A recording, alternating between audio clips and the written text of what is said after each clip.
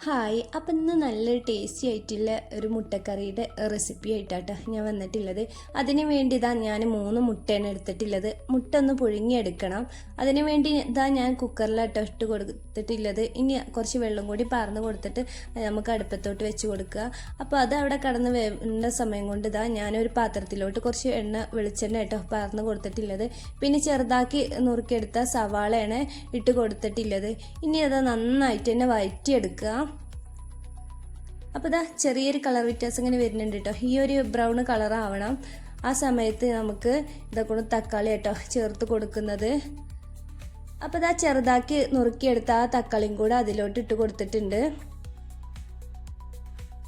ഞാൻ നന്നായിട്ട് തന്നെ ഇളക്കിയെടുക്കുക. നന്നായിട്ട് വഴന്ന് വരട്ടെ.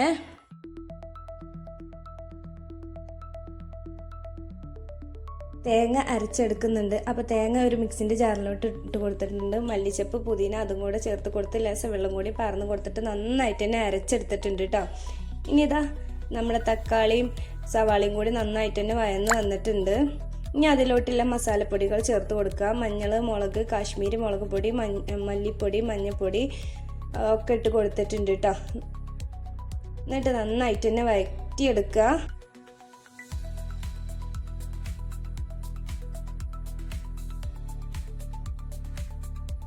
ഇനി അതിലോട്ടുള്ള ഉപ്പാട്ടോ, ആവശ്യത്തിനുള്ള ഉപ്പിട്ട് കൊടുത്തിട്ടുണ്ട്. ഇനി വേണമെന്നുണ്ടെങ്കിൽ നമുക്ക് നമ്മുടെ ആവശ്യത്തിനനുസരിച്ച് ഇട്ട് കൊടുക്കുക.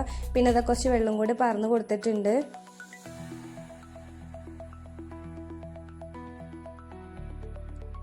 ഇനി ആ ഒരു കറി ഒന്ന് തിളച്ച് വരട്ടെ. അപ്പം കറി നന്നായിട്ട് തന്നെ തിളച്ച് വന്നിട്ടുണ്ട് കേട്ടോ.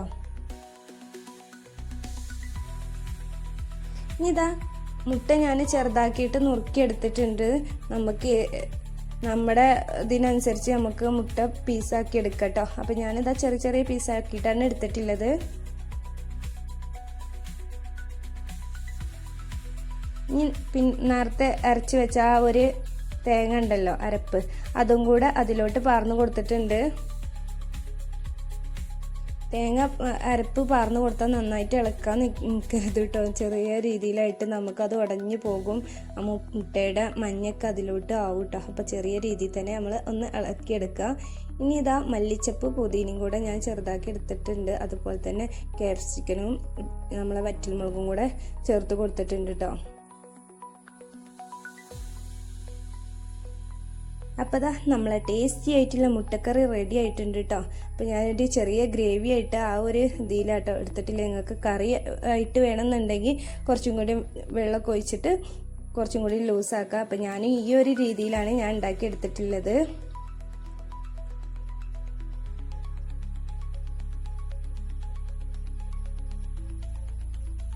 അപ്പോൾ നിങ്ങൾക്ക് വീഡിയോ ഇഷ്ടപ്പെട്ടാൽ ലൈക്ക് ചെയ്യുക, ഷെയർ ചെയ്യുക, കമൻറ്റ് ചെയ്യുക, സബ്സ്ക്രൈബ് ചെയ്യാൻ മറക്കല്ലേ.